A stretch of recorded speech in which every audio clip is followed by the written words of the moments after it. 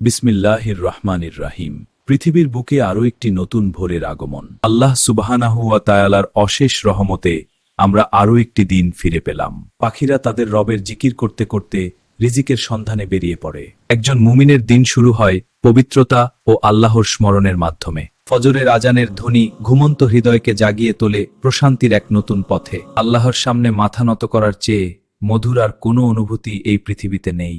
একবার এই বিশাল সৃষ্টির দিকে তাকান, বিশাল এই সমুদ্র কার আদেশে চলে? এই সুন্দর ফুল, এই প্রকৃতি, সবই তো মহান আল্লাহর এক অপূর্ব সৃষ্টি। এই অসীম মহাবিশ্বের তুলনায় আমরা কতই না ক্ষুদ্র, তবুও তিনি আমাদেরকে আশরাফুল মাখলুকাত বা সৃষ্টির সেরা জীব বানিয়েছেন।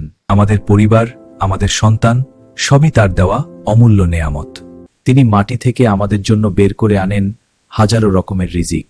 এত নেয়ামত ভোগ করার পর আমরা কি আমাদের রবের শুকরিয়া আদায় করি? যখনই জীবন কঠিন মনে হয়, মনে রাখবেন আল্লাহর রহমত বৃষ্টির মতোই নেমে আসে। বিপদে ধৈর্য ধারণ করুন, কারণ আল্লাহ ধৈর্যশীলদের সাথেই আছেন। আমাদের প্রতিটি সমস্যার সমাধান লুকিয়ে আছে পবিত্র আল কুরআনে। এই কিতাব অন্তরের জন্য শেফা এবং মুমিনদের জন্য পথপ্রদর্শক। জীবনের প্রতিটি ধাপে তিনি আমাদের পথ দেখান। ইসলাম আমাদের শেখায় ভালোবাসা, সম্মান আর ভ্রাতৃত্ববোধ। অবসর সময়ে আল্লাহর জিকির আপনার অন্তরকে প্রশান্ত করবে। গরিব ও অসহায়কে দান করা আল্লাহর ক্রোধকে নিভিয়ে দেয়। মুমিনের হৃদয়ে সব সময় একটাই স্বপ্ন থাকে, আল্লাহর পবিত্র ঘর তাওয়াফ করা। আল্লাহর ভয়ে ঝরে পড়া এক ফোঁটা চোখের জল জাহান্নামের আগুনকে নিভিয়ে দিতে পারে।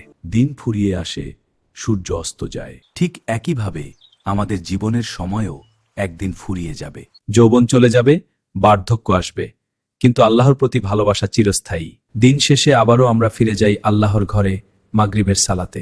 রাতের অন্ধকার নেমে আসে, চারপাশ নীরব হয়ে যায়, কিন্তু মুমিনের অন্তর তখনও আল্লাহর নূরে আলোকিত থাকে। তাহাজ্জুদের সময় আল্লাহ প্রথম আসমানে নেমে আসেন। কে আছো ক্ষমা প্রার্থনাকারী? আমি তাকে ক্ষমা করে দিব। হে আল্লাহ, আপনি আমাদের সকল গুনাহগুলো ক্ষমা করে দিন। দুনিয়ার এই ক্ষণস্থায়ী জীবন শেষে জান্নাতি যেন হয় আমাদের চিরস্থায়ী ঠিকানা, যেখানে আর কোনো দুঃখ থাকবে না, কোনো কষ্ট থাকবে না, থাকবে শুধু পরম শান্তি আর রবের নৈকট্য। নিশ্চয়ই আমরা আল্লাহর জন্যই এবং তার কাছেই আমাদের ফিরে যেতে হবে। আমাদের শেষ বাক্য যেন হয় লা ইলাহা ইল্লাল্লাহ।